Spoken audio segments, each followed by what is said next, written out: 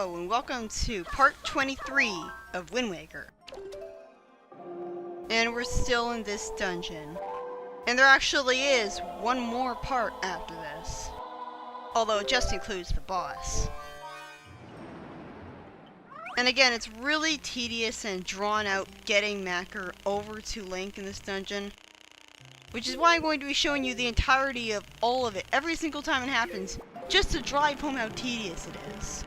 I wouldn't be accurately showing off the dungeon if I didn't show all of this. So you need to use the Wind Waker a lot to beat the game in general, really. And a funny thing is that you can actually hold up or down on the control stick while using the Wind Waker to make the notes louder or quieter, which is cool. Don't really see the point to it though. We were talking to the Great Deku Tree in the Forest Haven area, and what I didn't show off was that he actually has a plan with the Island Koroks to unite all of the islands of the Great Sea into one. Sort of like a Pangea situation. That's why he's making the Koroks plant the trees in the first place. I would like to see a Zelda game where that actually happened. Had already happened, and it was confirmed to be after Wind Waker. But seeing how they're being vague on the timeline again, nobody really knows where Breath of the Wild is in the timeline. Maybe they'll release another official timeline book. I can't imagine them releasing one every year, so, every time a new Zelda game is released, so... Maybe it'll be 15 years, I don't know. Also, an interesting thing is that in the Japanese version of the game, underneath Link's grandma's house is a piece of heart. And the bottom of the Savage Labyrinth has 10 rupees in it. So, on the one hand, you have a much better reward for going under grandma's house. It's not money, so it doesn't feel like you're stealing grandma's life savings or anything. But on the other hand, the Japanese version has a giant middle finger for beating the entirety of Savage Labyrinth. So that's annoying. You're going through all this trouble, beating all the temples, and it's all to power up Link's sword. And I like how when you power up his sword, it plays the Master Sword music from A Link to the Past. But unlike A Link to the Past, you don't actually increase the attack power of your sword. Why not? In Link to the Past, you upgraded your Master Sword twice in a row. Just like in this game. But in A Link to the Past, it actually increased the amount of attack power that it had. So the game follows suit to A Link to the Past in that sense, but not in this sense. It just seems very arbitrary to me. This is a pretty uneventful part of the dungeon. In general, the dungeon is just basically doing the same things, planting trees and using the hook shot, and here it's kind of annoying because you have to, it's kind of hard to manually aim and actually hit the bubbles. That targeting reticule was not yellow, but it still let me go up there. So, if I hadn't just tried it anyways, I wouldn't have gone up there. I don't think they should make it so that the targeting reticule cannot show up. That always makes me tense. There's a Floor Master right there, and if Macker gets kidnapped by it, then you aren't going to be able to beat the dungeon. Especially not if he gets kidnapped before planting the tree. Oh, you really have to suck, because, it doesn't even show up as long as you keep to the right enough. Like, you need Macro right here to press that switch. And then you have to step on the other one. So, you need him to be there with you. And if he gets kidnapped, then you have to go all the way back to where he was originally imprisoned and free him again.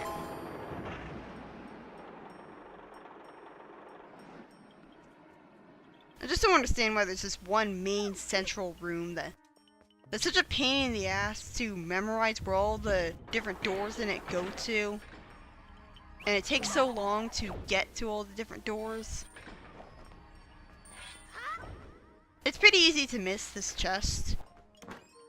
Like, that's why it's good that when you have the compass, you can see treasure chests on the mini-map. Because, like, normally I don't go through the effort of looking at the map screen of dungeons. Like, I usually... Like, if there's a mini-map, then I'll look at the mini-map.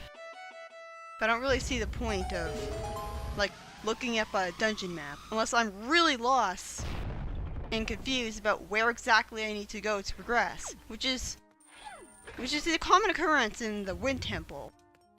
Like, especially when I play through the game again. Like, I had a lot worse luck with the Wind Temple last time I played this. I got lost a lot. I wasn't exactly sure what rooms I needed to go to. And the thing is, on my last playthrough, I did a glitch, and because of that, if I ever tried to bring up the dungeon map, the game would freeze. Because I think it has something to do with, like, doing things out of order slightly. I think I was using the Elemental Pearls code. Yeah, I really couldn't bring up the dungeon map. Imagine trying to play this dungeon for the first time without the dungeon map. It is kind of funny, I guess, that the Dark Knights attack you with karate. Like, it only makes them harmless, though, because, like, it's a pathetically short-range attack, and you could just spam the spin attack, and you'll be fine. Like, I don't think there's any option for parries when they're doing karate, but it doesn't really matter if you can just spin attack. It is pretty satisfying getting Macro attacked.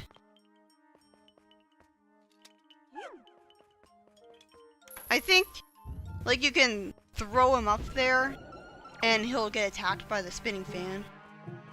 So that's cool, I guess. The idea to make Wind Waker again in HD came from the developers playing around with the Zelda HD Experience tech demo. They used the same lighting from the demo on Link's Wind Waker model. And his appearance inspired them to use that realistic lighting on the cartoony environments as well. Takazawa literally said about Link, he exerted some kind of unnatural pressure.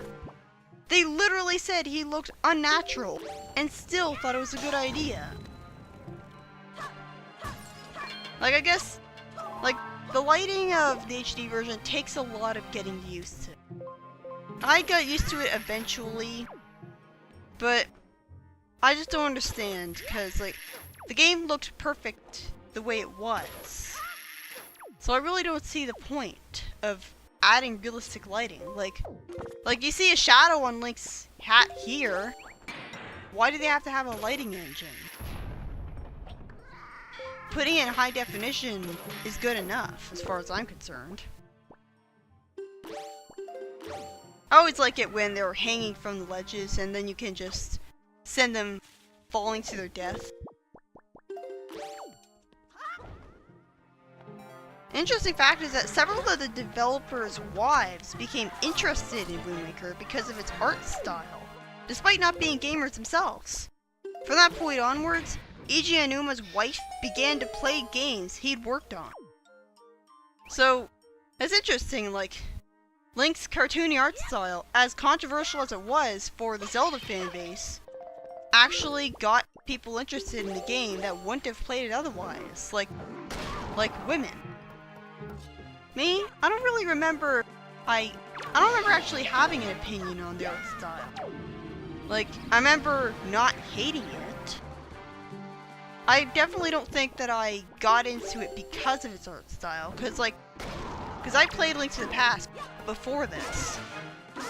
I remember asking my dad to get me a Zelda game that had you be able to have a shield that looked like the shields of the Armos Knights in Link to the Past. Which ended up being this game, because Link has a hero shield and it's brown colored, just like the Armos Knights shields. But yeah, like it is interesting that the cartoony art style is actually increasing the appeal of the game for some people. It makes it all worth it. Like, I don't have a problem with the way the game looks. I think it looks... In fact, like, I think that this is one of my favorite looking, if not my favoriteest of all looking Zelda game. Like, I think that the way it looks makes it stand the test of time perfectly. Whereas with Twilight Princess, it has a realistic art style for a GameCube game.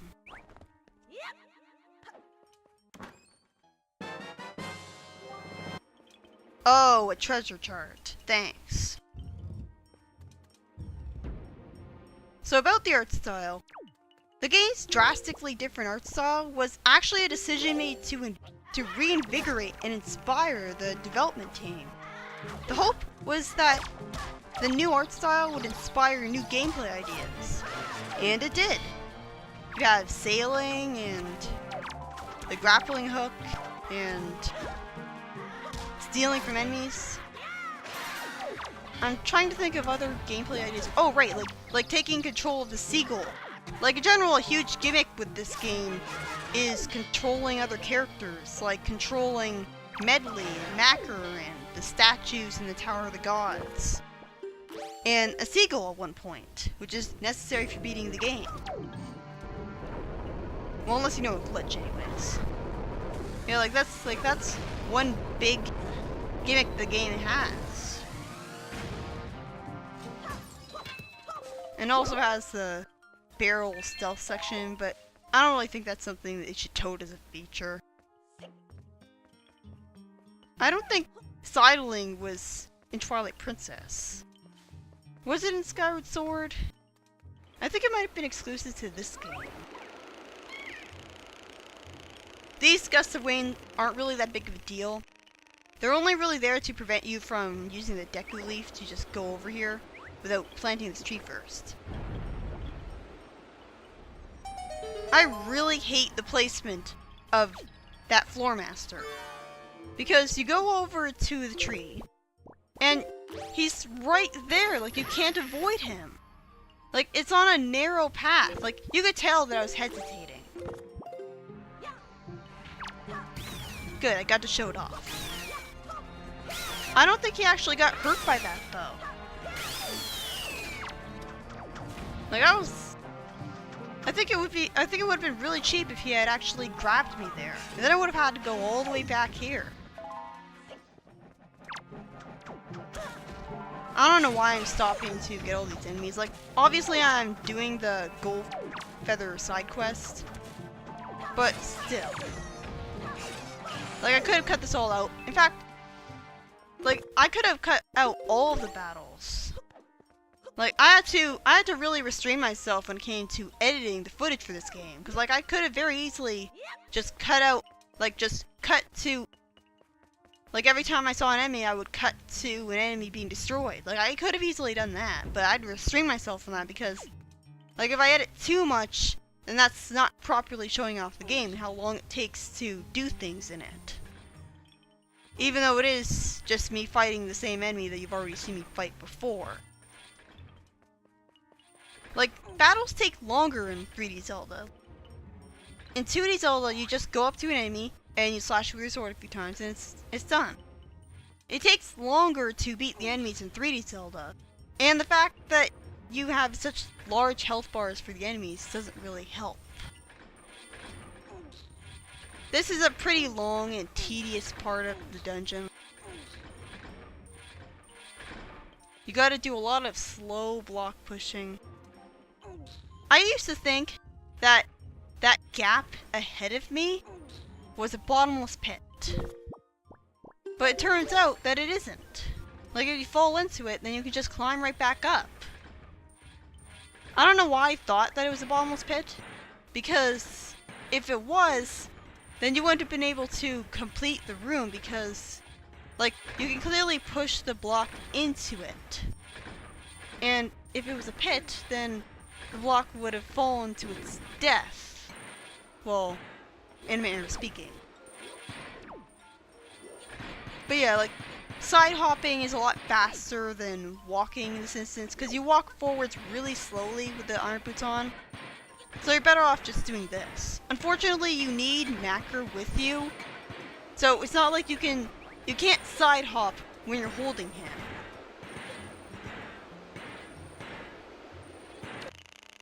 Yeah. Does this look fun?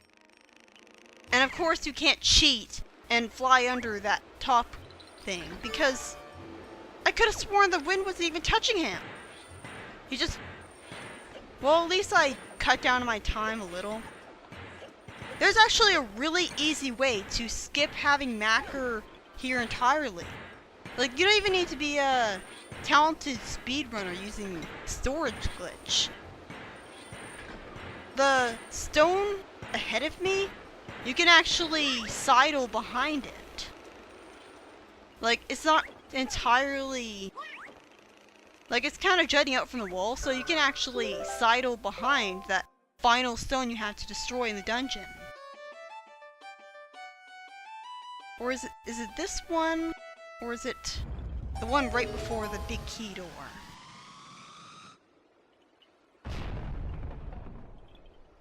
Yep, it's this one. This dungeon looks so samey that I confused it for another stone. We're going to be coming up to... Well, I was about to say the boss, but this is actually the end of the video. Because, again, I don't like videos stretching on for too long. It gets painful editing the Audacity file of a commentary that goes on for over 20 minutes. So, it's better for me to just, like, stick to short parts. I really like how much rupees are in there. Like, they really went out of their way to give you a lot of money in this game.